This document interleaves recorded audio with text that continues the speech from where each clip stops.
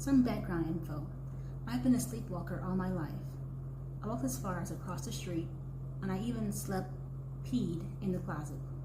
My room was just as any 8-year-old room was. It had ugly, old stuffed animals around the floor in the bed, posters of current musicians and Pokemon characters, a few nightstands, and a dresser positioned across the corner of my room.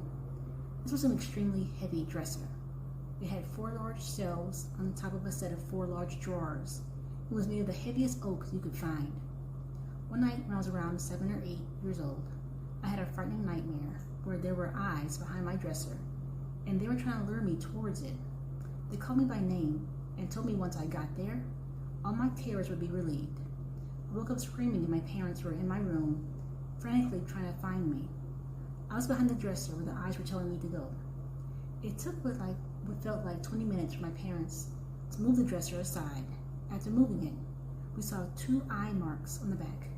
They were marks made by my own wide open eyes that I had pressed against the back of the dresser.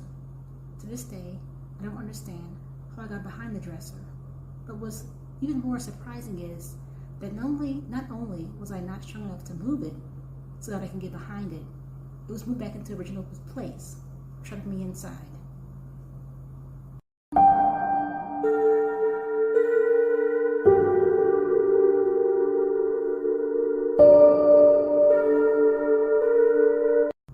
To start the story off, I'm just going to say how I'm a very firm believer in ghosts. I've seen them before and I've been absolutely convinced they're real. The worst encounter I've ever had with sleepwalking is sort of funny, but I was terrified at the time. It started when my 9-year-old self was getting ready for bed.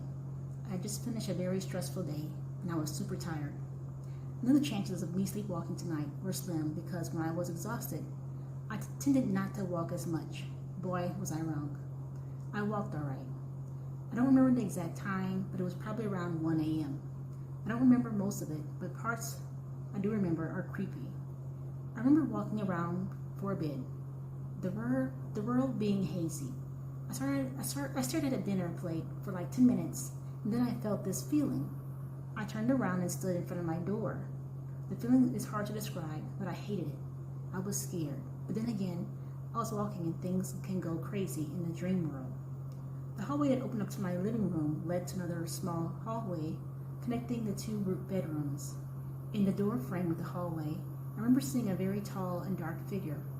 Keep in mind, as a 9-year-old, my family had already told me that there were ghosts in the house. However, I had never seen any before this night. I looked at the figure completely frozen. The longer I stood there, the more I saw. I don't remember much since it, at the time, felt like a dream. But the figure slowly turned into a man, a very old man.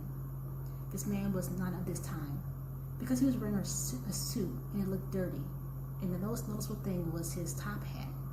It was a tall, like Abraham Lincoln's hat, but definitely it wasn't him. I didn't speak, but it kept shifting its weight.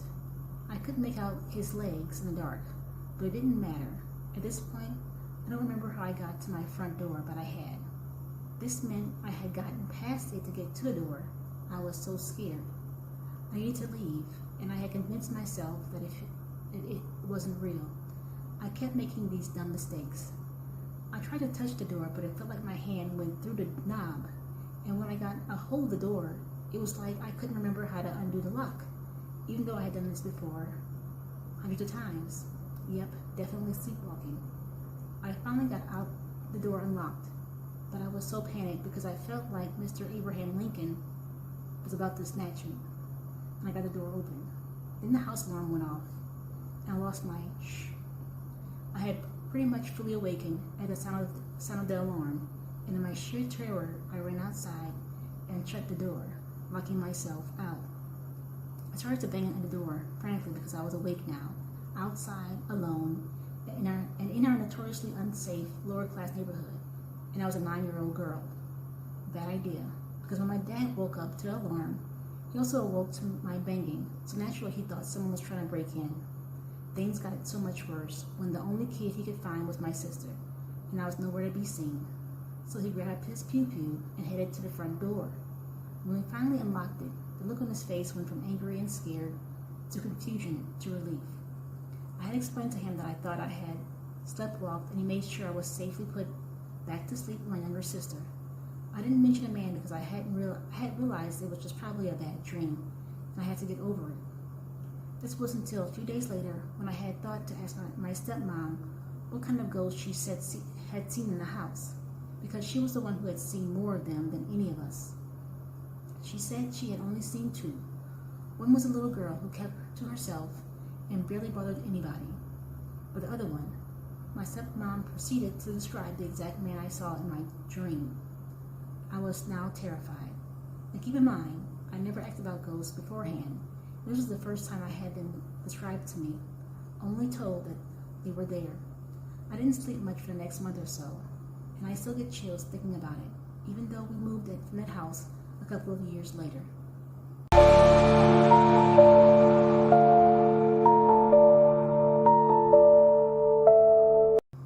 I recently acquired a new roommate.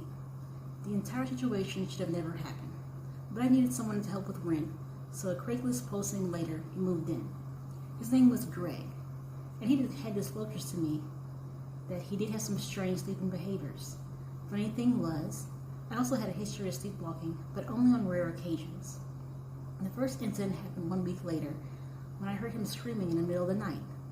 Since we both slept in different rooms on different sides of the house, the scream sounded distant, but enough to scare me so much I ran to check on him. As I got closer to his bedroom, he stopped screaming, so I went back to bed.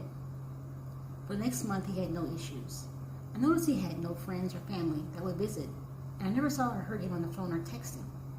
Then another random night, Greg started screaming, same thing. I got up and started to go to his room, but he stopped. Then one night, I was awoken by screaming in my bedroom. I couldn't see anything in a panic, so I turned on my bedside lamp, and he was at the foot of my bed wearing some sleeping clothes. Scared me, so I started to scream and woke him up. He apologized and went back to bed. And the scariest thing happened. About 2 nights later, I awoke to clanking. It sounded like tools and hammers tapping. I turned on my light to see Greg kneeling down in the corner, working on something with his hands. A few seconds after turning on the light, Greg froze, then slowly turned his upper body around and stared blankly at me while I laid in bed. I was beyond creeped out, so I slowly slid out of bed and left the house. After leaving my truck down the road in an empty church parking lot, I returned home around 8 in the morning. Greg was gone. All of his belongings were gone. No signs of him anywhere. It was like he never lived there. I didn't know any of his friends or family, so I had no one to call about him. Days turned into weeks, weeks into months. When I moved out after the lease was up, I was moving furniture out of my bedroom. In the corner of the room where I last saw Greg kneeling down, I realized the floor vent and the air conditioning was loose. Inside the floor vent was an envelope with a ton of pictures of me sleeping. The pictures had handwritten dates and times written on the back of the pictures. The only other item was a whittled down wooden broom handle, brought to a point. I truly believe Greg was preparing to unalive me that night, and he realized it. Because it was the sleepwalking Greg that was going to do it. He left to save my life. It appears Greg had been coming to my room almost nightly and working on making the broom handle a silent weapon, and I never heard until last night I saw him.